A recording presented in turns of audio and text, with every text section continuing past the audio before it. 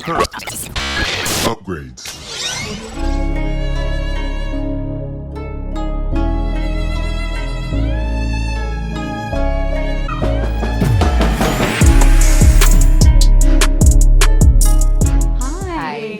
Good, thanks. How are you? All right, so my name is Samy with JVS Media Productions.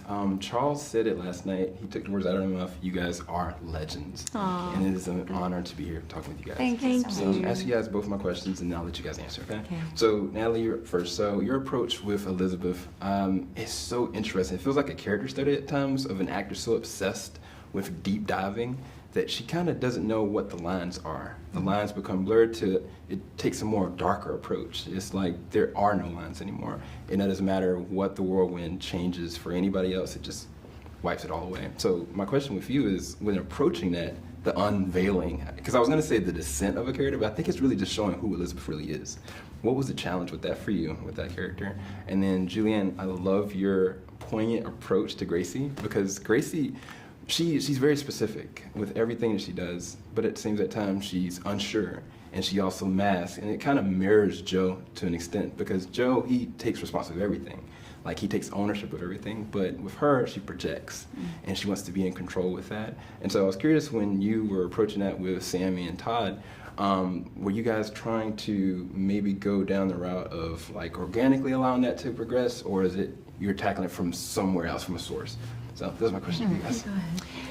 Well, I think you hit it right on the head, like that it's really such a question of like, can art be amoral? Right. Which I think a lot of artists say, yeah, like we're just looking at human behavior. There's no judgment on it. Right. But then at a certain point, where do you have to, in your behavior, in the way you're depicting, take stances on right and wrong and where the lines should be, or is it really never? And I don't think it provides an answer to that. I think it just, raises the question for discussion. It's like, where's the cost? Like, at what cost do you care about the cost?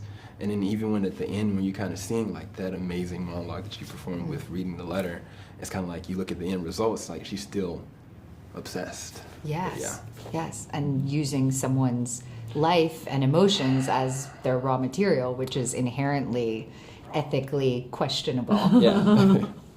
Yeah, and in terms of Gracie's fragility, I think Samy constructed it so beautifully, because you see who she is as a public person, and how she seems to be completely at ease in her life and in control of everything, and serene, in the sense, like, welcoming Elizabeth into her home and saying, come join us, relax. But then when you see her in her private moments, she's incredibly emotional, and she has these kind of big, these crying jags, because I think that the distance between what she's projecting in the world and what she's actually feeling is huge. She's someone who's living a life where she transgressed greatly, and she's told this story, and to kind of justify that transgression. So in her very private moments, she is incredibly fragile. And she's someone who doesn't think of herself as an adult either. She really thinks of herself as a child, or someone who is in need of protection. Yeah, I think all three main characters have that instability, but the way that they go about it is just the most interesting thing. Yeah. You guys were amazing. Thank you guys so Thank much. It's an you. honor to be here. Thanks so much.